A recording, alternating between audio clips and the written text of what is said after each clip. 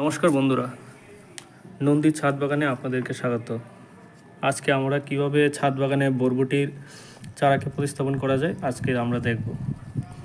এই চারাটা আজকে আমরা প্রতিস্থাপন করব। আমরা প্রথমে একটা 12x12 একটা গ্রো ব্যাগ নিয়ে নিচ্ছি, এই দেখেন। আর এটা আপনি অনলাইনে কিনতে পারেন বা বাজার থেকেও নিয়ে আসতে পারেন।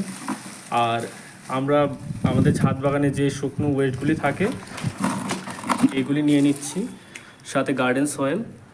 আর আপনার বাড়িতে যে কিচেন ওয়েস্টগুলি থাকে ওইগুলি আমরা নিয়ে নিচ্ছি। দেখুন, সব কিচেন ওয়েস্ট আছে এর মধ্যে। আর বাড়ির গার্ডেন সয়েলগুলি, আর সাথে আছে এই যতগুলি ছাদে যে শুকনো পাতাগুলি থাকে এগুলি আপনারা সবগুলি একটা জায়গায় কালেক্ট করে নেবেন। এগুলি দিয়ে কীভাবে ছাদ বাগানে চারা লাগানো যায় আমরা তা দেখে নিচ্ছি।